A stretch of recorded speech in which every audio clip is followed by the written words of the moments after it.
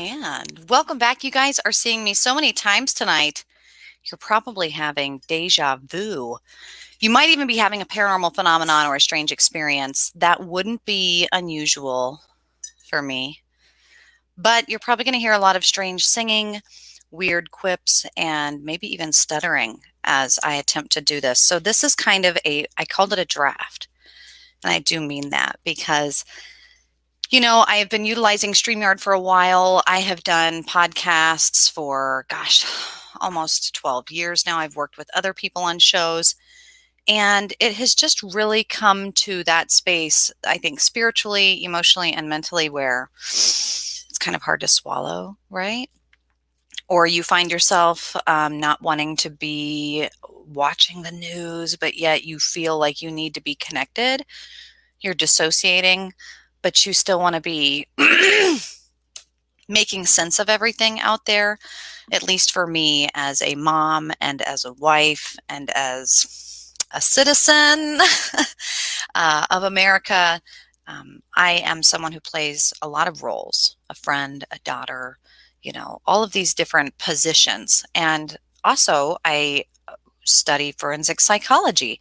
So, being out of Minnesota, having lived in downtown Minneapolis, forensic psychology, the purgatory between law enforcement and social services and mental health, the understanding of diversity and social concepts and violence and competency and addiction to crime and power and the prison experiment, and some of the mentors that I've worked under in forensic psychology are some of the modern founding fathers of that field. And I always feel like it'll be when I finish my doctorate degree that I will be allowed to speak, or that when I'm older, that people will listen, or I'll feel worthy of a platform.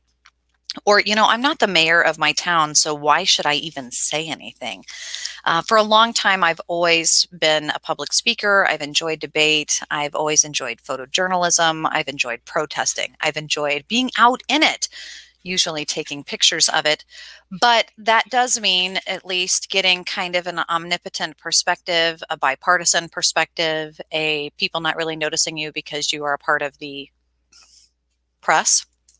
Kind of puts you in a different position that I have truly enjoyed. And one being a younger woman, female in that space, to now being a mother and now being someone who plays a lot of different roles. I think that it's just, I wake up and I go to listen to politics or check in with America or the news. And it's so gross. It's so overwhelmingly one way or the other, or really focused on the presidential person, that to me, it's not about when you have become an embodiment of a person, it's too much. But the integrity of your beliefs and your values and all the things that I teach when I'm mentoring, in spiritual spaces. But I don't know if you're like me and you wake up every morning and you have your coffee and you actually find yourself scribbling notes and crying and getting out your books and having conversations with people. And I find myself having conversations with people where I want to have more conversations with people, and I want to have more conversations with people. And the timing of COVID has meant that there's been a lot of, suppression and a lot of claustrophobia and a lot of high pressure, and a lot of variables mixed in that make politics and discussion, talking to people with a difference of opinion, very, very difficult and hard to do. But in forensic psychology, one of the things that I work and specialize in is assessment, which means that you walk in, preferably one time only with a 1 hour or less time frame, and you need to get as much information out of that person as possible, preferably enough information to determine if they are competent and if they are going to have a level of recidivism that requires treatment or not, whether we need to be in a facility or not, what kind of probation, all of these things. From a small period of time, we're not playing mind games. It needs to be able to be used in court. We just need to get information. So how do we do that? If things are heavily guarded, how do we do that if I look the way I do and they look the way they do? We have to be able to talk about things, hard things, I have to be able to ask you questions and you to be able to feel like you can answer. And interviewing, when I watch interviewing or the lack thereof, I don't know if you guys have noticed that there's not a lot of interviewing anymore. In news or in journalism and the editing, and I'm a photographer. I love photography. And then I see manipulation. I see things that are, I work in psychology. I talk with and build rapport with a lot of people that are hearing voices. I hear voices. I know people that hear all sorts of voices. We all hear voices. But people that are highly schizophrenic, that are struggling, people that hear voices that tell them to kill people and they do it. Things that we can't explain, paranormal things even, weird things, conspiracy theories, which I've always been able to talk about these. I've always been able to reach out. I've always been able to call someone's family member and ask questions and start talking about something, all with intentions of helping a person without much feedback or kickback or adverse reaction other than normal stigma, with the exception of the last few years. And I think you know what I'm talking about, and that it just becomes terribly hard to talk about anything with anyone. And some people have felt a large amount of pressure, a large amount of fear. And for me, working in social services, especially being someone who kind of likes to advocate and speak for people who are vulnerable, people who don't have a voice or don't feel like they do. Oftentimes, I'm utilizing my social media for psychological research, and that is frustrating to people because I don't have the emotional response that they want. Really am not personally invested as much as I am interested in observing things that are happening. And politically in the last year, there's been a lot of that going on, but also watching a lot of conspiracy theories intermingle with things and news that just isn't being discussed, discussions that aren't happening.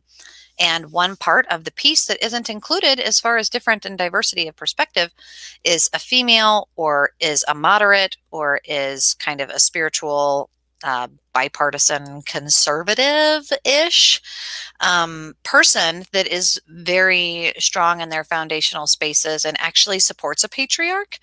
That I have kind of traditional roles and expectations, and I would like to think that I have a middle level of intelligence to be able to talk with people and discuss these things, right? If I'm sitting at the playground with a bunch of other mothers, or I'm going to the PTA talking with people, or if I'm going down to the courthouse and having to talk with people there. This is important that we just be able to have these conversations and that people not run away or feel offended, or that someone not be cancel cultured, or that someone, even for the very worst, feel that they can't even safely have this discussion with people that they love or strangers that are willing and able or experts to give them information. That to me is a big red flag. If someone doesn't feel safe to speak, I can tell you firsthand as an abuse a survivor, if you don't feel safe to speak, that is a very big red flag, and someone has to say something. So if you know me, personally, if you're a friend or family member of Sarah, not paranormal Sarah, but Sarah, you will know that that is probably my Achilles heel. I am not easily hushed. So with that being said, I feel obligated. I feel personal responsibility, and the timing of St. Patrick's Day, and also the timing of certain women taking a stand and taking certain positions in media, which actually is almost hypocritical and counterproductive to my point, but not to the leverage or at the risk of being silent. So I want to just say that I want to go through this. And if you are joining me, if you are willing to join me, tag someone you know that's been dying to have a political discussion, preferably not a troll or someone who's trying to engage in bullshit, because we can do that at another time. But that truly, like in these spaces, that you listen to something and that you are willing to have a discussion about it and to be like, no, this isn't true, or yes, this is true, or where did you hear that, or I heard this here, and why these things are important to discuss, and not just completely rush to an absolute end of a spectrum and say, well, if it's associated with so-and-so, then I just can't. a lot of this is important and it's relevant. And maybe not directly to you, but to someone near you. And it is indirectly to us all. So, with that being said, I think it's politically important. And for me personally, I feel responsible to say a few things. And I would wonder if you guys have something to say about it too. And if you do, comment, share, and let me know your thoughts, because this is something I plan to be doing daily to just cathartically get my space out there and speak for those who don't feel like they have a voice. So if there's something you feel that you would like to say and can't for whatever reason, maybe you're military, maybe you work for the post office, maybe you're not allowed to use your social media, or maybe you are scared. I have a lot of people like that. Feel free. Please, I am a small business owner, but I have barely survived the pandemic. And you know what? Bad publicity is still publicity. So I am willing to boldly discuss a few things that I think are important. Let's start first with, I kind of wanted to wait until our new president had the opportunity to take the public podium, because I really like to watch someone publicly speak and take a position and kind of see what they're going to do with it. Now, with that being said, I don't know if we're going to say that what we've experienced in like that 27-minute announcement, which really seemed more like a pharmaceutical commercial or advertisement, was an address. But what I will say is that there were certain linguistical things that are happening that, one, I feel obligated as a mandated reporter to say that this is someone who is a vulnerable adult. This is an elderly person who seems to be struggling with an onset of dementia or some level of drug response. And I'm not kidding when I say that. When you watch this person taking direction and like fumbling and incoherently trying to do this kind of crap, it's scary. And more importantly, what I find even scarier is that if you have a teleprompter, which we're assuming that he does, and that you are reading stats, which have been researched, right? We're fact checked, right? And that these people are professional, paid with our tax money, right? Speech writers, and that they should have access to the numbers. To say that, we have more people, let me write it in my pocket, that have died from this, and to be taking numbers over here in comparison to world wars and combinations, and it really coming down to linguistics and censorship that it's not accurate. It's not accurate. It's not accurate, and it's not relevant. And it gets kind of misused. But the timing of it also was that this kind of came about and was a big media timing with Meghan Markle and the UK, and also three, bipartisan bills, big things in the government happening that had absolutely zero Republican votes of support. Now, whether you're a Democrat or Republican, that shouldn't matter at that point when you see that not one, not two, but three things moving through government that, a big chunk of the population remembers that cute little song, I'm just a bill, sitting there, and then I'm going to go up to Capitol Hill, and then people are going to vote on me, and it's going to be 50-50, and we're going to be Democratic, and we have this kind of beautiful image that it's going to be a fair vote. When you know that there's 50 and 0, or, that's not even one. Well, one of them was, at his dad's funeral, I think, so he wasn't there, but we can probably assume how he would have voted. That should be worrisome, shouldn't it? I think so. So then it became one of these things where I was like, you know what? I want to watch the court. I want to watch the process. I want to watch the Senate. I want to watch the House. I want to watch the meetings. I really want to, and gosh, aren't they boring? But actually, they're not as boring as you might think when you start watching it, because it gets ridiculous. It gets absolutely ridiculous. And then if you find that you want to share or discuss this, you can't ever go back and find it. So get ready to DVR if you are going to watch stuff, because you're going to hear things that are going to blow your mind. There's just certain things that seem to be making the news. Now, mind you, again, I'm out of Minnesota. So right now is a big deal with the George Floyd issue. I won't get too terribly deep into that. I would, there's a lot of people online that I watch or that I listen to or that I try and look at different perspectives. I, in the law enforcement community, I'm a part of the forums and discussions, but there's Officer Tatum. He's a pastor. He is a father. He is a Black American ex-law enforcement officer. He's a published author and was a political speaker in this last year. He's a motivational speaker, and he is a podcaster and news host. And I can appreciate his perspective. He is currently covering the George Floyd trial, if you want to call it that. And it's from a very unique perspective, and I would encourage you to check it out. Not a lot of people are brave enough to want to cover that, and not a whole lot of the media is covering it well.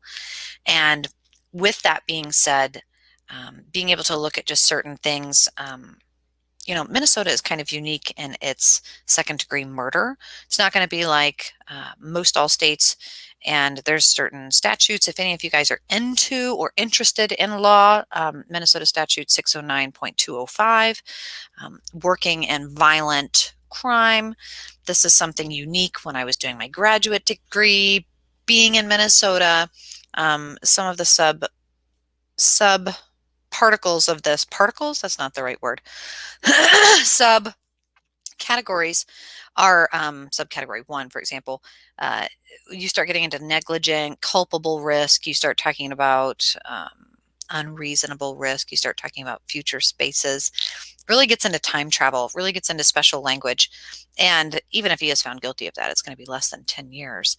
So the riots and the things that people just aren't aware of in that legal system, and in the, fingers and thumbs, thumbs and fingers, there's certain situations that it has to be unintentional, and what that word even means. And then you've also got different charges that they're going back and forth on that we're still kind of waiting. Think of due process. It can't take too long. We're still trying to pick jurors. Can't be taking too long. They've got to be impartial. That's a part of fair, right? It's a part of our constitutional right. And whether you like it or not, that's the respecting of the system. And if you're going to be upset that it's broken, you want to support that it be fixed and that it be done the right way. That means that we are on a time constraint here, and there's a lot of appeals going back and forth, some about 609.195, third degree. It's the third degree charge. That's going to be important, because that's like, again, fingers and thumbs, thumbs and fingers. It talks about a deprived mind. What exactly is a deprived mind? And if someone's a deprived mind, then they're not technically responsible or competent. And if they're not technically, we start to get into pretty interesting language that's going to be really important to someone who's in a position of a police officer, especially someone like Chauvin, who was a senior officer. So, there's just over and over and over. I have a ton of notes and situations on that. If you are interested in that case, if you're interested in discussing that, please let me know. That is something that I could just go all day long about. I could cover it. I could narrate it. I would love to watch it with a screenshot. But let's keep kind of moving. I don't know if you're interested in physics or not. My second published book was Quantum Parapsychology: How Science is Proving the Paranormal. It was co-authored with Dave Jacobs, and I really appreciate physics and modern science, what we learn, some of our modern day people right now. If you have not seen the recent landing by Elon and space, and oh my goodness, and it's just so cool. But anyway, some really interesting people talking about solar winds, talking about things that we should be interested in for global climate awareness, and not necessarily Paris treaties, not necessarily things that seem to be a lot more about like popularity contests. But when you do like certain hashtags, solar winds, or hashtag Arctic winds, things like this, you're going to start to get into not just physics and predictions for natural disasters and astrological like solar flares and coronal flares and things like that. But you're also going to find yourself in a really strange, like, yes, partially QAnon weird conspiracy space for Chinese intel. It's a Chinese versus Microsoft exchange. It starts kind of getting into a wormhole that I would recommend. There was actually a recent radio show. I don't know if, again, if you are someone listening to me right now, maybe you also listen to other podcasts, a very popular podcast in the last few years, Joe Rogan. Interestingly, opening the demographic up to more people, not just a particular demographic as it used to be. It's more he's on Spotify now, and some amazing guests, and had a recent guest, Mike Baker. He's an ex-CIA person, and it was a really, really, really good, really efficient interview talking about some particular things and whether or not you should be scared or not, whether or not, things going on in this particular like woke space of China and what we should be thinking about. And I would absolutely recommend it. And you can even find a highlight on YouTube that's a short version. I think it's like a 6 or 7 minute segment, and he even like does certain references to Xi's office. Like he uses a lot of really cool cryptic language that I would recommend if you are interested in any of that. It's a really fascinating mainstream media interview that's worth a little listen to. Another perspective, again, and I kind of want to just cover the gambit here because I think it's important that we do that, even if we don't love something, that we consider discussing it. And so whether or not you're interested in cyber warfare, you don't think that that has anything to do with you, whether or not you're interested in the definitions for, patents for gaming things or alpha, things, that doesn't matter. Whether or not you want to discuss altruism and war and how other countries right now are completely changing, actively engaging in different war tactics, strengthening the male persona, and America is doing the complete opposite, and how we should maybe be a little slightly nervous about that. Instead, we're over here fighting over little petty things.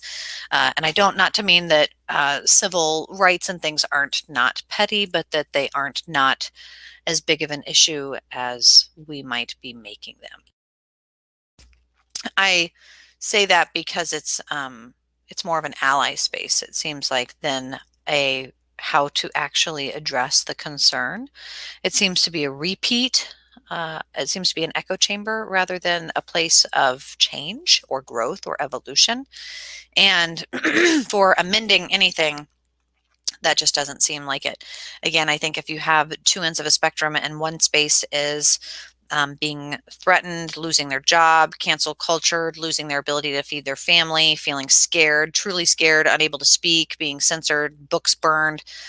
And then there's another end of the spectrum that is just so ridiculous that they're being spontaneous and they're engaging in high passion, high desire, not necessarily without feeling, but just in a different air or fire space, spiritually speaking. And it's interesting because, for example, the Meghan Markle thing, the timing of it all, again, very important to mention. But the monarchy, my in-laws live overseas. I talk to people internationally. I enjoy, again, talking with people all over the world. I think we all should. And watching news, from all over whether it be Skynet or just headlines from India, it doesn't matter. And seeing the different perspectives. Chinese headlines, let's get a load of those.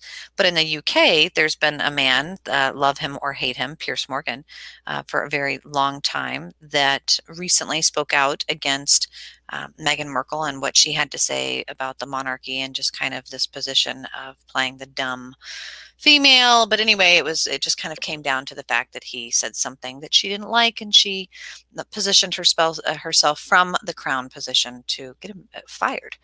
And this is, again, Pierce is a part of the English tradition and a part of their culture. And so when you think of one person saying, I feel this way, but not necessarily having a lot of the justified evidence on the outside, but then you actually have other people losing their jobs and being vilified, but absolutely assaulted with evidence of it. You start to kind of see the oppressor and who's doing harm and who's not, and it becomes very, very clear.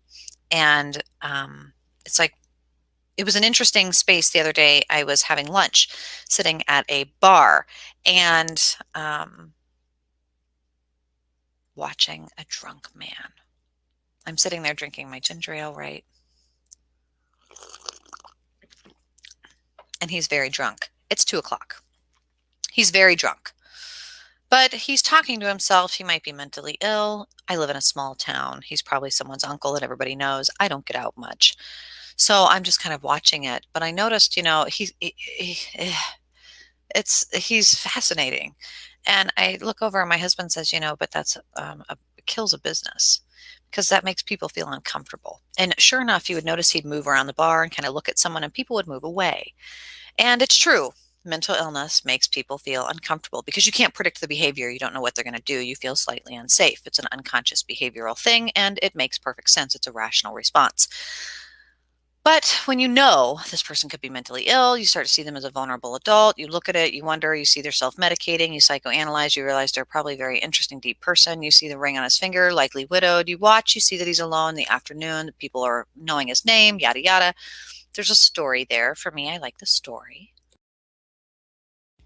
So I am watching, but I noticed that, if anyone in the space spoke out and said, you know what, he's offending me, he's making me feel uncomfortable, he's doing harm to me, easily he could have his whole day shift. He would be thrown out onto the street.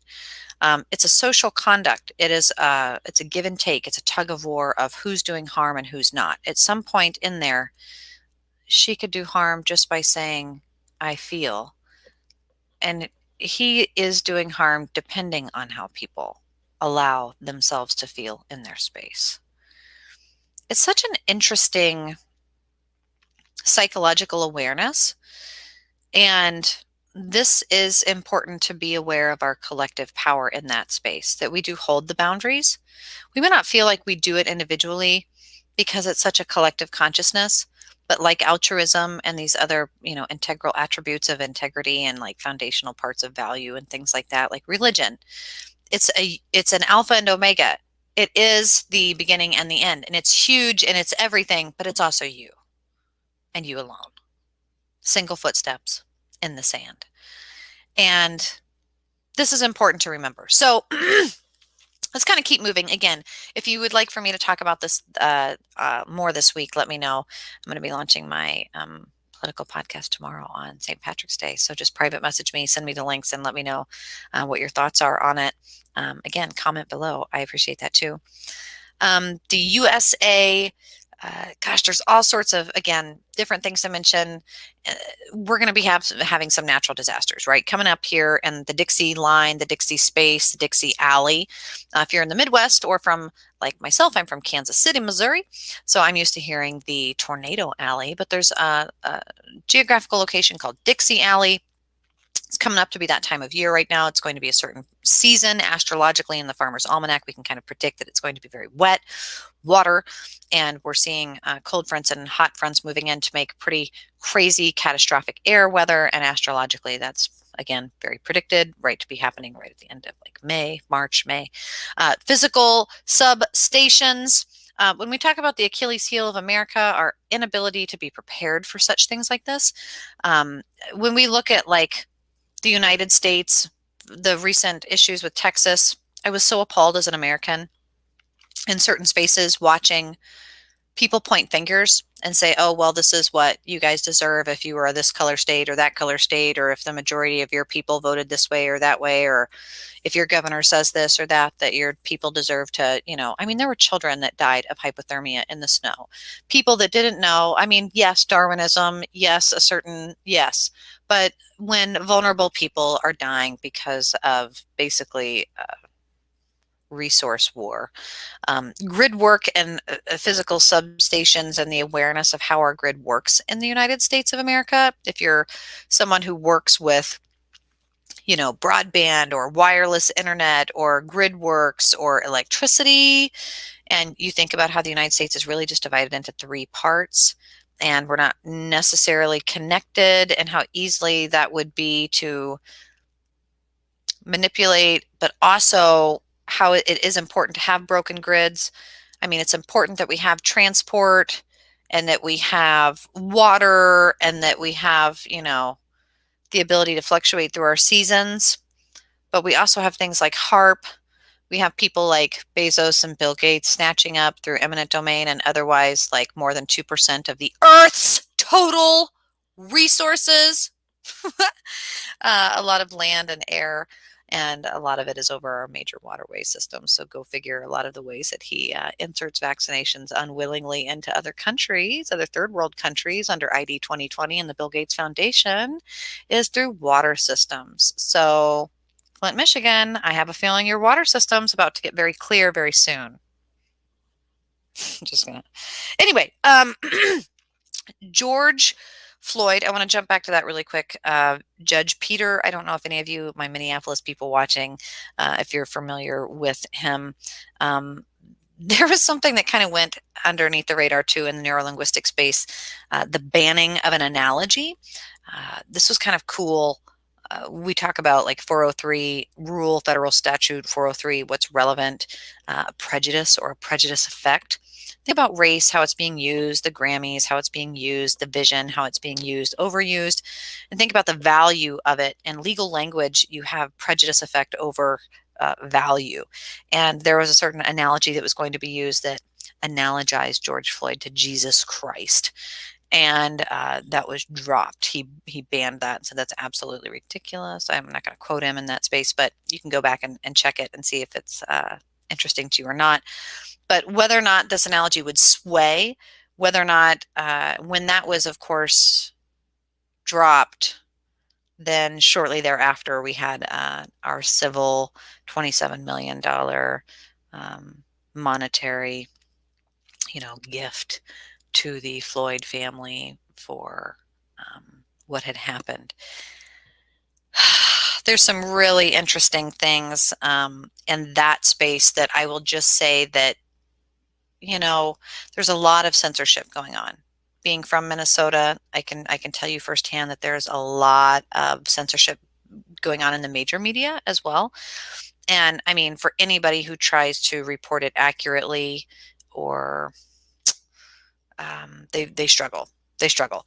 So, and I mean, if you don't believe me, you can go check out people that are suing some of the major social media platforms. I mean, even like Louder with Crowder has gained a lot of popularity in the conservative platforms, and he even has been shut down by Twitter lately. And there's been some kind of interesting things you can find online with that are kind of, if it can happen to them, if it can happen to them, if it can happen to him, if it can happen to you, it's very, very, very important. So, just interesting to mention. Tina says, has that money been paid? I thought I heard it was held up due to influencing a jury or something. No, it was paid out. So they finalized that. I believe that was today. It might have been yesterday. I'm with daylight savings time. I will not lie to you. My days are blending into each other. Let's sip some more coffee to that. But no, that came out. And of course, there's just a lot of protesting and structure fires and things going on. And also ones that aren't happening where people are reporting that they're happening in downtown Minneapolis, as far as different BLM. And there was a donation of $500,000 of that from the Floyd family given to the 36th Chicago family, neighborhood family that is keeping monument to George Floyd and to the local area businesses, which have struggled because the BLM protests completely demolished the city. So we are in a really big struggle. We're watching the fail of our social services, our police, the defunding of it, and then oh my gosh, now we need to secretly put more money into it and try and offer hiring bonuses, but oh my gosh, people still aren't wanting to be police officers. Okay, well, what if we offer it to social workers, but social workers don't want to know, and it's the crime rate is just doubling, tripling, just pew, pew, pew, pew, pew, pew. And having a lot of struggles in that space where kind of cannibalizing itself right now. It's not unlike other democratic cities struggling in this space. So we're just trying not to become the next Detroit. Anyway, there is language. cancel culture, this is important for me. It's one of the reasons that I've struggled and been worried to go online and talk about it, to be able to come out and say, okay, I want to start sharing some links, and I want to not personally offend people. I'm not out to like lose friends and gain trolls, but instead to actually discuss things in a way that's more of a moderate middle ground, purgatory, and with a perspective from what I have to offer, and then what you can reciprocate and offer to me, to kind of grow this space. Like, how can we do something? The first thing we can do is speak up and just begin to talk in a rational and respectful space.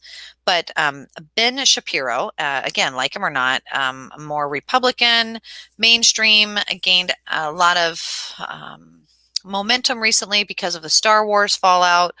The actress speaking out on her Twitter and saying, you know what, this is how I feel, and then her being jerked from the whole program and project, and then any future series is kind of busted and pulled. And so with her doing interviews and now moving over into what has been the exodus of LA to Nashville, I believe, and where they're now recording and trying to build like this new entertainment platform that kind of coincides with, you have Atlanta doing some amazing things with the film industry, and then right up there you've got Nashville. And so with all this filming, it's like, you know what, LA is going down like, fire. And so we need to have this additional equal and opposite pushback to what Hollywood may have become, and trying to start their own network news and movie space for people that struggle with cancel culture, and which is also why I believe you will also see Candace Owens there as well with her own show on the Daily Wire. But anyway, Ben popped up on my radar recently because he was talking about, and often will come up in hotspots with language, about a recent NBA gamer. Again, I work with a lot of gamers, people with ADHD and violence and ODD and things like that. And an NBA gamer, Myers Leonard, I believe is the name, used a derogatory term online. Used the word, dare I say, it rhymes with something you fly in the sky. Look, there's a kite in the sky, but it's not. It's the other word for a Jewish person. Extremely derogatory. And he, of course, said, well, I had no idea that was a racial slur or a derogatory slur towards a group of people. I thought it was like a gaming slur because he's heard it used so much online that he would, in fact, think it is a casual slur or a generalized slur, and didn't think of, the context. But that's one of those words that, man, if you call that out, or just certain words that are a one-word use, you just can't, and you should know. And we say, you should know better. You should know better, right? And this is one of those, it's an issue because you have other NBA players like LeBron James who are definitely held to a different standard, but it's a little different, I guess, if you're saying, I'm going to take that Jew money and it's all kosher now. It's slightly different. It's in a different context. It's not as offensive. It's like a sliding line, right? The sliding scale. But I will say, as far as like, is someone offensive, or where should the sliding scale move or go to, as far as being a white woman, right? It doesn't matter what my ethnic culture or heritage or any of that. I just get to be completely put under an umbrella of white. That's kind of everyone's judgment on me. If they see me, I'm just a snowflake, I'm just a cracker, and who cares what my ethnic background is? Who cares?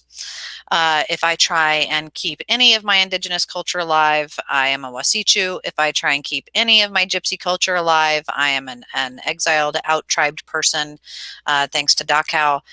This is one of those situations that is a big part of the American culture problem, is that we are oftentimes trying to assimilate or just really pick and choose our favorites and exaggerate from there. There's a lot of loss, confusion, and lack of identity to begin with, and that means that we need or want to fill this. It means we're easily suggestible as well. And for me, I just have to know what it is that I'm proud of and know what it is that works for me. And a lot of, I would say, and I don't want to generalize, but working in mental health for a lot of Americans that are second or third generation immigrants, whether you had indentured servantry or Civil War slavery, or whether you were a part of the bushwhackers and jayhawkers, or whether you were an MUKU, it really is a generational thing. And as far as like us now living here right now, we can't claim too much of our past, but CPTSD is a diagnostic thing that people are claiming, and we have to be somewhat aware of like certain receptors and trauma and anxieties to past issues and abuses. But at the same time, we have to be completely aware to like, you know, codependence. And how that plays into what we expect our government to do. We really want our government to play some parental role. I don't think that that's necessarily appropriate or the answer as well. But shouldn't an apology be okay? Or if someone messes up once, twice, are we on baseball rules, three strikes? It's one of these, we kind of need to come up with a new social contract, I think, for if someone says, the N word, or they call someone a bitch, or for whatever I might find offensive. Because, for example, I'll just say people use all the time, hey, I feel like I just got gypped. They go through the Wendy's drive-through, they don't get their fries, and gosh dang it, Wendy's gypped me again. I mean, I could, on behalf of my 12% gypsy ancestry burned alive in Dachau because of their nomadic lack of documentation, that I would say, you know what? I'm terribly offended. My ancestors, the gypsies, that is a derogatory slur based upon the statement and stereotype that they steal and thieve, and I'm deeply offended. I could do that if I wanted. That's ridiculous. I kind of feel like my dad raised me a little bit better than that. And I mean, anybody and everybody can absolutely play the victim. We talk about the trauma scale, or at least I do, in forensic psychology, working with social service people. Sometimes people, the worst thing they've ever experienced is the loss of their left toenail or a wisdom tooth being yanked. Other people being raped maliciously by the age of 3 and ongoing until they were 32. It's like, who's to say how calloused we should be or what's appropriate? And, we try here in America to have a middle democratic space. Gosh, it's long gone, isn't it? And hold ourselves to a certain level of accountability and trust that our neighbors are doing the same. And when you start pointing the finger outward instead of inward first, spiritually speaking, I kind of feel like the work that I do in my private research for the occult and spiritual growth and mentorship, and also the work that I do in mental health and just helping people in crisis, making sense of people's thoughts and therapy and neurolinguistics and writing and editing and talking, that this all really comes into play pretty heavily in politics and with propaganda and the manipulation of business and language and speeches and advertising and campaigns and slogans and blah. I see it overlapping in a space that really needs to be discussed. And there's people from all over, experts and non-experts, laymen and specialists that come from an array of backgrounds and a myriad of spaces. And everybody's perspective is very important to get a good picture of the whole. And so to try and have this caste system parading around as a racist system it's a sham. I think we all, at least I'd like to think, we all know that on a certain level, and we really need to be done with it. Like, we just need to be done with it. We need to just call each other out. We need to be able to say, you know what, I don't care if you're offended. Let's have a discussion about it. But we also need to be able to use our words appropriately and not go around acting like a jerk. And so how do you do that? You know what I mean? When I speak with people, everyone seems to be kind of on a certain level of agreement individually that everyone needs to raise their standards and expectations. But then as in a group, and we see this sociologically speaking, the Kitty Genevieve's effect, if you will, as a group, people have no accountability. I mean, does it take 64? It only actually takes 10. If you look at the Stanford prison experiment, it only takes, less than 24 hours for people to start showing a certain level of power. It's just human psychology. And so when people say, well, that's just ridiculous, you're just one of those people. Meh. So are you. We all are to a certain extent. And we have to be aware of that and also move past it and grow with it. So let's discuss this pandemic for a second, shall we? Depending on what state you're in, this is kind of a big deal. I'm in Minnesota, so at some points, your business could have been completely shut down if more than 5 people grouped together. You'd be fined $25,000, and people are serious. And because we're so close to Canada, sometimes we are getting some of the news there about the Agenda 21. We have ICE teams here in our sanctuary cities. When I lived in Minneapolis, it was pretty heavy to see them working. It was a cohesive unit. Lots of black trucks lined up in the middle of the night. Talk about conspiracy theories and schizophrenic late night walkers that have a whole story of pictures for you, and you have to try and rationalize it. And then you realize, oh yeah, we're a sanctuary city. Oh yeah, ICE. Hmm.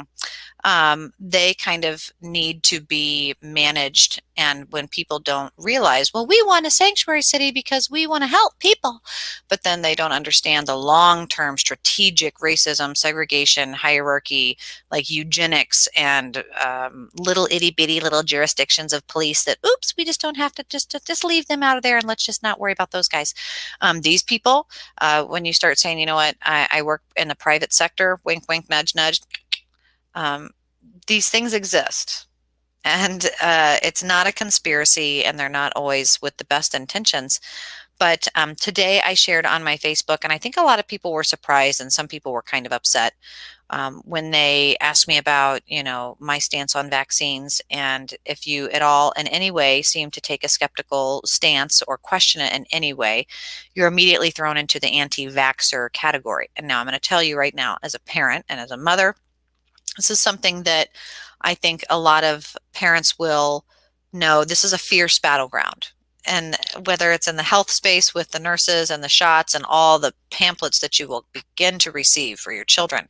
My children are behind, I don't want to say how many, but let's say the average child, their age it's getting around 62 shots. So that's up in the 9-year-old, about 62 shots. And so a lot of times, like my dad remembers the good old days where you're getting immunizations, and that's different. There's a difference between an immunization and a vaccine. And when we talk about inoculations, we talk about just different wordage, verbiage, and why it matters. Like today, the difference between a stock and a broth. Why are they different prices? What does it matter? What does it matter? Take a second and look. Look it up. For however much longer we have access to the internet, we should know these things, right? If you're going to ingest it, if you're going to put it into your body, if you're going to eat it, you should know. What does aspartame do to the cognitive process? Huh. Can I even buy gum without aspartame in it? Weird. Something you chew right there under your sublingual, right by your lymph nodes. Weird. Anyway, 02, 03, there were some interesting things kind of happening in politics. Now, I'll tell you, at this point in my life, I was not politically interested in anything. I want you to mentally take yourself to 2003. I was actually really struggling with the military. I had had some really bad experiences with the military at that point. I had a lot of friends going into the military, and 03, this is post 9/11.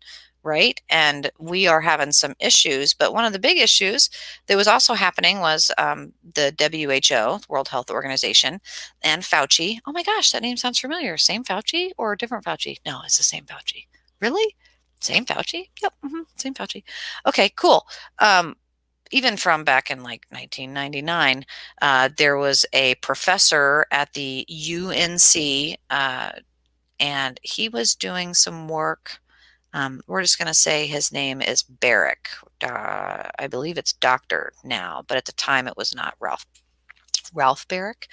It's interesting to go into their lectures at that point from 1999 to 2003, some things that were happening in the academia of virology, things that were happening with SARS, things that were happening with particular viruses, because as we all know, HIV was a huge deal, like, salt and pepper, and like, let's talk about sex, baby. Like, that was a big deal. And the CDC and the WHO were talking a lot about respiratory illnesses, respiratory diseases, and SARS was a big issue. And of course, anything that is going to be possibly used as warfare or could be warfare is going to be interesting, and manipulating it is going to be of interest. And so I would just recommend, and again, I shared this on my Facebook earlier today, and someone was like, you're just one of those people. And it really, really frustrates me, because this is public information. You don't have to go to Reuters or what are the stupid Stokes or whatever you don't have to do any of that. Go to make sure it's .gov. Just go look up your patents. I'll put the links there. April 25th, 2003, US Code 101. There were some issues happening. Now, this is interesting because certain cannabis issues that were happening at this time, there were things going on in the government trying to patent natural organisms. Now you can't do that. And so 35 US Code 101 prohibits patenting natural organisms. And that was an issue to the WHO and people doing manipulation of SARS viruses. There was a lot of money to be made in this and a lot of interest here. And as anyone would notice, you go, okay, well, crap. Okay, how do we get around this? Okay. Okay, you know what? It's not natural. It's not natural. We are going to, like K2 to the cannabis industry, to manufacture this and to further manipulate this. We are going to, we're going to synthesize it. We're going to synthesize it. We're going to add enough heavy metals. We're going to adjust it just enough that it becomes just a little different, that it changes just enough, just a little bit. Just a little bit, just a little bit. H1N1, just a little bit. But this kind of splits it, where in this discussion of, like, a lot of times in conspiracy theory, someone says, well, is it a real virus or man-made virus? Is it a real virus or man-made virus? It's a man-made. We can trace it back to April 25th, 2003, and how it was filed under a patent, and how things were maneuvered, and the way in which it was maneuvered. And then on that timeline, which actually adds, and this is legally important for anybody following this timeline, motive, culpability. We start talking about, like, means, money, gain, profit, motive, these kinds of things. An extremely large ability to profit off of a pathogen, and pathogen to profit.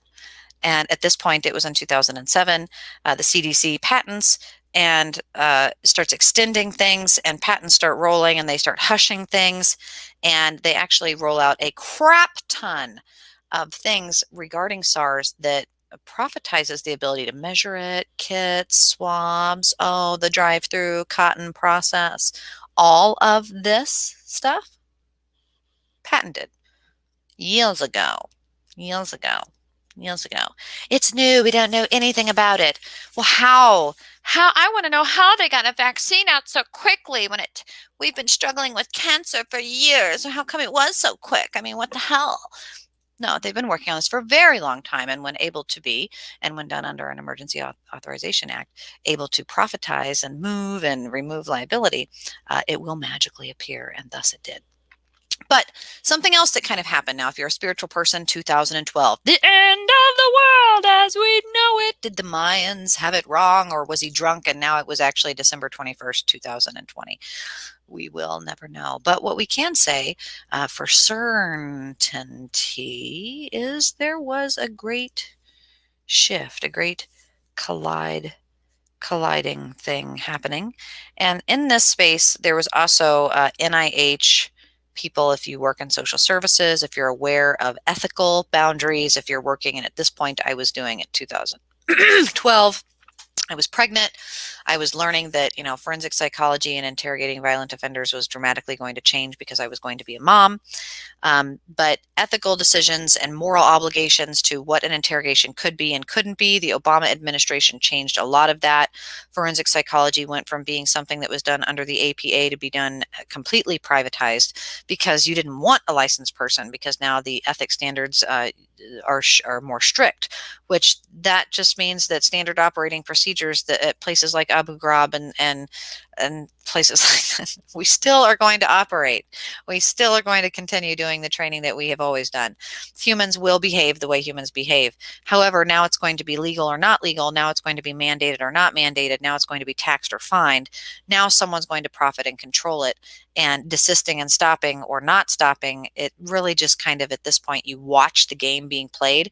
America stepped in and said, listen, Fauci, WHO, we see what you're doing with the SARS virus, the manipulation, the warfare at this point is getting to the point that the gain of function, legal people out there, the gain of function was how the report was filed, that the corona should halt. For moral and ethical reasons, all research on this should halt. The gain of function. And it was magically at that time if you watch the timeline, that they get a notice, a cease and desist, all public, all public, all public, all public. And well, what happened? What happened? And that's when Fauci stopped. That's when the paper trail ends. He stopped. What? Yep, he's a good guy. Just listen to those rules. What? No. Did what all people do. If you have money that you don't want people to take, if you have money that you don't want people to fake, if you have money that you do not want people to trace, you move it offshore. That's what smart white men, oops, whoops, I mean, smart people do. Um, if you know how to and you have the means, and people, if they know how and can and have the means, they usually will, if they are of a certain integrity. And we watch it, and you watch it move. Where did they go? I'll give you one guess of all the cities in the world. Starts with a W and rhymes with Puhan. Anyway, research moved to a particular laboratory, and it was subcontracted out, private virology research, and she does a great job, and she magically vanished when things were pointed, fingers were churned, and it worked out really well for China to say we did it and we to say China did it. Or to not say, because that would be racist or xenophobic. And so that then we say it didn't happen at all, and we just really are going to use this for what it was meant to be, which was Event 201 anyway, an ID 2020 that's been happening all over for years. So it doesn't matter. But anyway, that's just a blip in that moment. And I know that that is a really hot topic and it's a very dangerous space. But being someone who works in cognitive spaces, autism disorders, vaccines, being a mom myself and saying, you know what, I'm going to wait until all my children have all of their teeth. I want to make sure all of the histamines, their blood barriers, everything in their brain is closed so that the, ability for some of these smaller microbes and some of these issues to be able to cross the blood-brain barrier are not as big of an issue, and that we have a developmental point at which I know if something's wrong. Like, I just have standards. I have certain expectations because I have a certain level of knowledge. And to be immediately met with, well, we're going to take your children because that's unsafe because our one size fits all, and you would give the same vaccine to an 8-month-old baby, 8-week baby, to an 8-year-old child who's behind all at once in one day without taking or checking their fever because it's a drive-through line when it effing says on the thing you're not supposed to even do that. Informed consent is very important, and I work with a lot of medical physicians to get informed consent, and informed consent to medical providers who take it seriously sit down and have very important conversations with you, as they should. And if your doctor has never sat down with you, they don't know you by name, they don't know what medications you're on, they don't know what other medications you're on, because every doctor is different, and there isn't just a little book that keeps it all that you're handing it to, or a bracelet that you wear, or a chip in your shoulder, wink wink nudge nudge. That your autonomy is your responsibility to communicate. And a lot of people don't know or want that responsibility, and that's a shame, because those who trade over that responsibility are doing it on behalf of us all, and that's a shame. It really is. So one of the things, again, and I know I'm going too long, and these are just my notes that I want to spew out because there were so many important things, and I'll end on probably a very hot topic, and I don't, again, mean to offend anybody, but I want to see your thoughts on it. Monday the 15th, so that was this Monday, and there was a particular space where I'm sitting here talking, and stuff's happening with the George Floyd situation and money and headlines, and I'm watching the headlines, and there's a lot of just hot topics, hot words, things being used, and it's a really unfortunate thing. And I see, most importantly, that there is this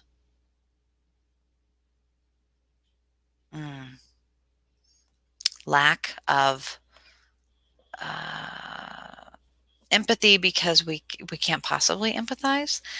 It's almost too much to deal with, so we don't know where to start. We don't know how or where to deal. And because I don't want to speak out, and I'll have someone say, well, you're a Trumper, or you're a hair sniffer, or you're a pedophile fan, or you're a cult leader, or something like that. And this is very, very important. There's book banning, right? Mark Twain gone. These things like that, where it's like taking stuff out, minimizing things. I've never been one to support censorship I grew up where, Marilyn Manson was being ousted and Eminem was being held accountable for all the horrible things in the world. But as a mother, I do appreciate standards. And the Grammys were enough as a mother to make me want to puke. And I love hip hop. I really enjoy dancing. I appreciate female empowering music. I grew up on Salt and Pepper. So I really, and I don't judge.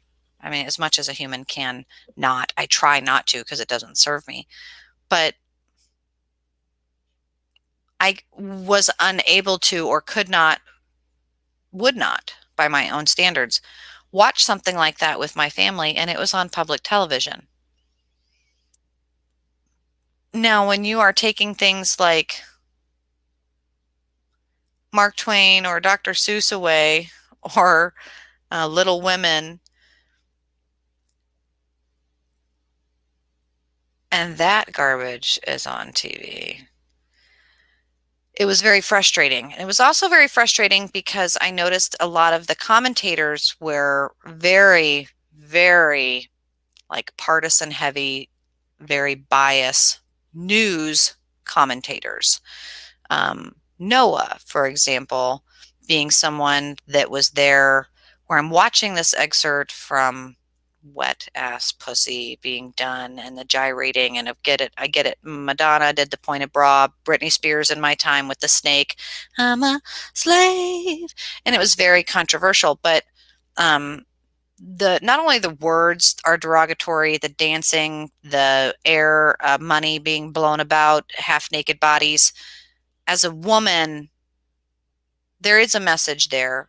You know, she's someone who boasts about drugging men and working out of the stripper industry. And that is an industry that is very biased. And men aren't usually on the well-respected end of it. You watch the movie, I think it was Hustlers, correct me if I'm wrong, in this past few years that came out, and I watched it, got my bag of chips, my husband went to work, I stayed home, had one of those days where I just ate soup and watched, the girl movie, and gosh, it made me wish that I had that body and could fly around like that on a stripper pole, and I know women who can, and that's amazing, and it's a great workout, and that's cool, but to do it on national television at 7 o'clock in the afternoon when you know that there could be children watching and that the point is to do that, I have to ask at what expense. And I feel like a lot of what she does, and she is self-proclaimed to do, is to make money. And that's fine, no judgment. But that's also not a role model for someone of cultural integrity. And when you have a blanket excuse of racism, a blanket excuse of being objectified, or the female movement of we don't want to be pussy grabbed, and then you do that, you've negated your argument to me. I don't respect you anymore. It's that easy. And it's laughable. And then that Noah at the end going, did you see that? Oh, that's so amazing. That was so beautiful. Women out there, like, there was a big shoe. And like, he was just like so excited. And if someone is truly impressed with that and thinks that that's appropriate, and they are someone who is gauging on a pretty big platform like television, news, and entertainment, we need to get that person out right now. Like half of those people, or any of those people that thought that was okay. And then you have to ask yourself, okay, well, what was the process? Because there surely was a group of people who went through this, and it was clickbait. It was absolutely to hand down the headlines for the next day.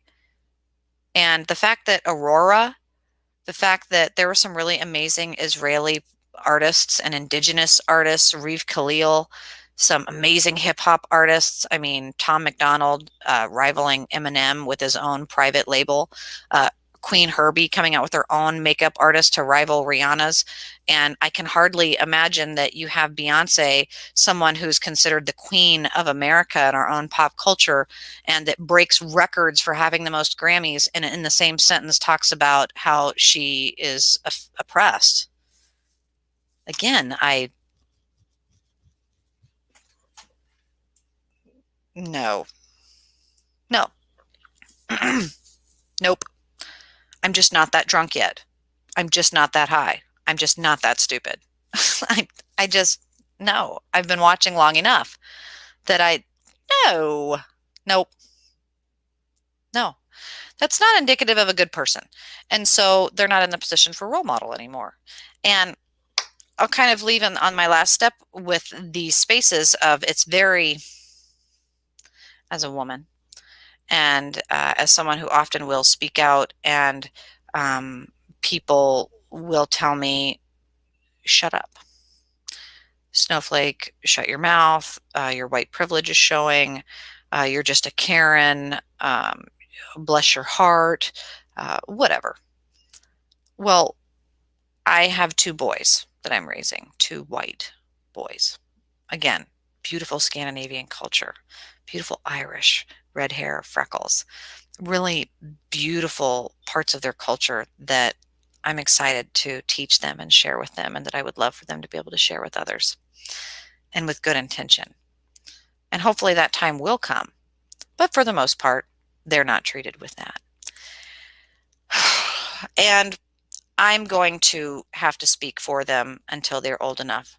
And in that space, if I'm going to speak for them or on their behalf or in their space, I want to do it well. I want to do it respectfully, professionally, and obviously I'm a little biased and I'm emotionally suggestive to wanting to make it a safe place for them to grow up, and for wanting it to be a better space for someone other than myself. And that's going to be a white male. How am I supposed to feel about that? Well, I'm pretty lucky in that I was raised by a white male. I was raised by my dad, who's one of the greatest beings on this planet. And that gives me a unique perspective where oftentimes I'm surrounded with women who think that I want to man shame, or that I want to jump on like, oh my God, did you hear him mansplaining you or whatever? Like, if you really are linguistics, holding each other accountable, and if everything we're saying is being recorded and Big Brother's always listening, then it's important to just, you know what, it's worth stepping in and saying, don't say that. No. If it's not okay, it's not okay. And it's not okay for The View, a group of women on, again, I'm home with my boys. I don't watch that show, but you flip through the channels and they're talking about Lorena Bobbitt or some relevant scenario to it. And like, well, when is it okay to throw a man's genitals in the blender? I don't know. When he doesn't take out the trash. And they're laughing, and it's a group of women cattily laughing about throwing a man's genitals in the blender. And that's okay? No, that's not okay. Because if a man said that about a woman's labia or something like that was on national television, they'd be canceled like that. And if we want and are screaming a battle cry of equal, then we need to hold ourselves accountable to it. Now, of course, we know equal's ridiculous. We're not equal. Now, I know that that may not be a popular opinion as well, but there are just certain differences that are worthy of praise and celebration, and there are many ways that men and women are different, and I find it to be most celebrated in my spirituality. So when I'm talking with someone, I'm utilizing alchemy, and I'm using my spirituality and my expression of how I see that duality in nature presenting and how the strengths are. And again, I look to my own experiences, and I have a very patient and tolerant and kind husband. I have a very patient, strong, kind, tolerant dad. All the men in my life, my grandfather, and not all. I've known some, met some, dated some bad men, bad people, unfriendly, unkind, rude. My stepdad was a rapist, molester, child pedophile, wife beater, drug abuser, alcoholic, killer, and very close proximity to me, and affected me for a long time. Not all the men were great, but a lot of them were really good. And what's great in the American way is to be able to take what we know is good and to take what we know is efficient and to use it for the betterment of all. And that's the goal when we're thinking of our children and our grandchildren. And so I know a lot of the talk is, well, what do we do? Where are we going? What's okay? What's not okay? And it again comes down to a social conduct and a social ability to be safe in discussions that might make you uncomfortable. And if you know the intentions not to make you uncomfortable, that we should be able to have them. So with that, I'm hoping to every day kind of touch base with the headlines and to kind of go over the thoughts and discuss them openly. And I hope that you will join me. Something I watched this morning that really stepped me into the space of saying, you know what, I've been thinking about this for a long time. I know you guys have heard me on the Situation Room, and I've done some other podcasts here and there, everything from Coast to Coast to We Are Change. And I'm consistently not going to be quiet when I feel very strongly about something, and I know better than to be silent. And I think it's called The Fallen State. Again, I need to take notes so that I can quote things and have it be all scripted, but it's not, it's improv. But The Fallen State, the host is an older Black male. So I don't have a lot of older Black males in my life. I know a lot in my generation, younger, but I like diversity in generations, geographies, cultures, all different sorts of spaces so that I can hear things. And especially when I think of the George Floyd trial, I think about, gosh, if I was wanting to go up to the family members there, if I'm there, which I may be, and doing interviews, I want to be able to have a perspective and what might their perspective be? And for me not to assume, well, I think it's probably going to be that, to actually ask or go to the nearest and ask, to learn and be open-minded, even if it makes me uncomfortable, I know. And so I watched The Fallen State and I'm listening, and it has this beautiful Asian man speaking about, and he's very blunt. One might even say quite prejudiced against Black Americans, and he's a Black American, which is kind of unique. Uh, but he's there and he's like, why do you think all the Black Americans are beating up on the Asians? And it's like, wow, that's pretty like racially hot. And so it's almost uncomfortable to listen to, right? And you're listening, but yet this is a Black man asking an Asian man, so this is a pretty important perspective. So being someone who works with diversity discussions and law enforcement in Minneapolis, this is happening in Minneapolis.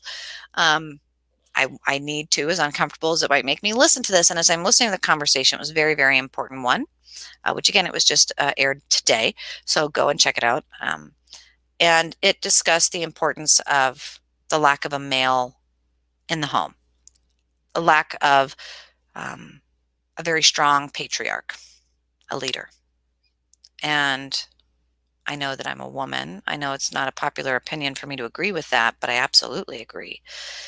I agree because of what I've experienced in my own life, but also in social services. And then when listening to this beautiful discussion kind of unfold, it's illustrated quite well from their perspective too. And that in America, you see this particular kind of violent crime happening. But as the guest said, his father was from Korea. And so they would go visit family in Korea and he would travel around often.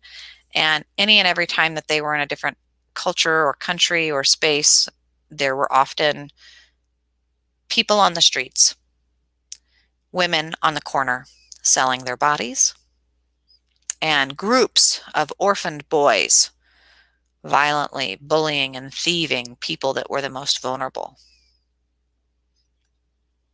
Gypsy boys, orphaned boys living in trash heaps, boys from families where they weren't wanted, they were unclaimed, untouchables, all over the world and all walks of life.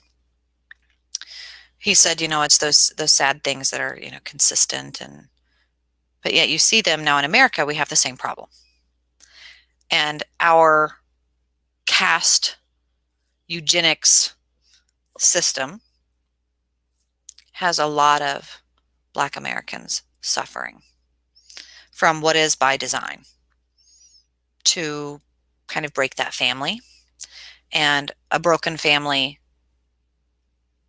creates a cycle of abuse that usually creates someone, a byproduct, a child, that is going to have variables against them.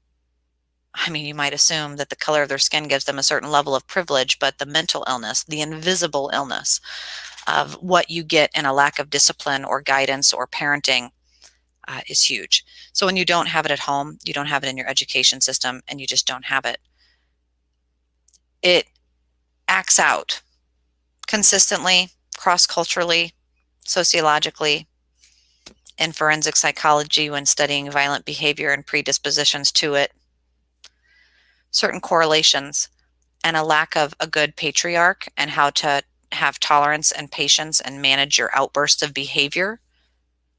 It's very, very important. In fact, if somebody has oppositional defiant disorder or certain relative behavioral issues with violence, in forensic psychology, I can tell you again, it's not a causation, but a huge correlation is a lack of support or discipline from a strong figure at home, a father figure. Now, a mother figure is responsible for the nurturing. We talk about kangaroo care. How was the birth experience? What kind of trauma was there? Did you bond well? Did you have postpartum depression? Now, the fact that we're not asking this to the man or to the father shouldn't just be because we're discriminating against our lack of genitals, but because, quite honestly, that doesn't really happen. Of course, the male is bonding. Of course, men are great dads and love their babies. That's not what we're saying. But there are certain predispositions, biologically, sociologically, that are just a part of our culture, even that come at us from so many different areas that when you have a void there, it dramatically affects the child and everyone else in proximity. When we see this in broken window theory, when we see this in sociological deconstructs of criminal and deviant behavior, juvenile behavior, child behavioral analysis, you see this. It's almost a predictive thing. You can look at it and just go, well, tell me environmental indicators. There it is every time. There it is. Is there drug use? Oh, let me guess. Yep. Let me guess. Oop. Really? Oh, I mean, there's a lot of duh moments. Let us not be stupid. And when I think about, were there a great deal of many people who fell victim to the cult mentality of Trump and having a man, a father-like figure who says dumb things and just burby baba is out mowing the lawn, doesn't know what's going on. I don't know where the laundry is, but says dumb shit my dad says, and likes to hold people accountable and be a hard ass. And were there a great many people who just doe-eyedly fell and followed that because it was a patriarch figure? Absolutely.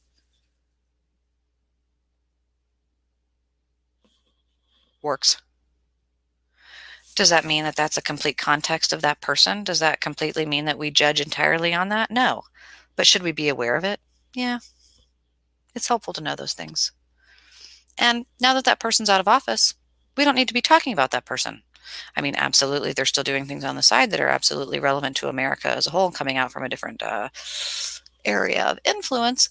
But as far as politics goes and what's currently relevant and talking about what's applicable to us now and the fact that we have a president in office who is signing more executive orders at a pace that should be terrifyingly scary. Terrifyingly scary. And that he's a vulnerable adult. Shame on all the women puppeting this man. Shame. And, you know, women that go marching in groups of drones of people that are saying, you know, it's a man's fault in many ways. In the Fallen State, that interview, the Asian man said, I'll go ahead and say maybe it is a man's fault, that there should be more men stepping up to the accountability and responsibility and discipline and all this other stuff. But that doesn't mean that we as women go, that's right, men should do it all, open the doors, wipe my ass because I'm a princess. No. It means that there is certain roles that are important. There are certain things that need not be placated and certain lines that shouldn't be crossed. Not because we care about you and your personal feelings, but because no one cares and that that's not relevant. And there's a certain level of, you know, decorum that you keep. You don't poop where you sleep. Like these old cliches and things that we talk about, there's just levels that are okay and levels that are not okay. And I think regardless of whether or not you see red or blue or what freak flag you fly, that if you are thinking of anyone outside of yourself, if you felt 100% comfortable watching the Grammys alongside your nieces, nephews, or someone else's child that you were babysitting, If you didn't feel a small amount of shame, I question your standards. Because me as a woman, I felt more objectified and ashamed and disgusted. And as an artist and musician, I felt cheated. Not to mention the mask wearing theater show. It's just, I'm kind of done with it. I'm really done with it. And it's not cool. So this is just one of those spaces where I wanted to come on. I know it's been an hour, so I need to get to bed, but it's terribly important that I know every day when I'm listening to the news and I'm listening to hours on hour because I'm a small business owner. I listen to podcasts while I'm working and I'm doing my creative things and I let it stream. And I hear things that other people are like, you know what? I just can't even anymore. So I turned it off because they physically, emotionally, spiritually, they can't. They can't. And I get it. And I understand and I can empathize with it. But because I'm a mom and because I'm a mom of two white boys and because I'm of a certain obligation to speak for people who just don't feel like they can, it pulls on my heartstrings more to act than it does pulling on my personal heartstrings to be mentally incapable of not acting. I think I said that right. So anyway, I've reached that leveraging point, that straw on the camel's back, and there's just too many things piling up, notes to keep, and I do find it extremely important that these conversations be had. So I'm going to do my best to bring you interviews and people and parts and links and things that are important, and I wish and hope that you will share those with me and that you and I and everyone that you tag and share this with can just have a respectful, professional space to talk about our country and our home and our standards and our belief systems, because wherever you are, you're my neighbor. And this world might seem really, really big, but it's really quite small. And we are all privileged, and we need to honor that. And we need to realign our definitions and bring celebrating back and understand what it is to truly feel good and not at the expense of others and bringing them down. And it is possible, and there is a way. And I think we've been misguided for far too long. And maybe the cycle of abuse has gotten too big and too out of hand. And just there's too many people out there from broken homes like myself or struggling with mental illness, not getting the treatment, not getting the connection, not feeling like they have the tools to cope. And you're only going to get it from a neighbor that has good intentions of helping share their wisdom. We can't do it all. We, as one person, simply cannot. And so to know that if anyone out there is scared to reach out and delegate, that's not okay. So I am totally willing to be that white woman or snowflake or cracker or whatever you want to call me. I'm not going to be easily offended. And I think it's important, if there's something that you would like to share or to discuss and you can't, to private message me, send it to me, and it'll be something that I will try and do my best to cover and discuss. And I hope that you guys will join me. So thank you so much for your time tonight, guys. I hope you have a wonderful evening, and that means I will see you tomorrow. So until then, bye-bye.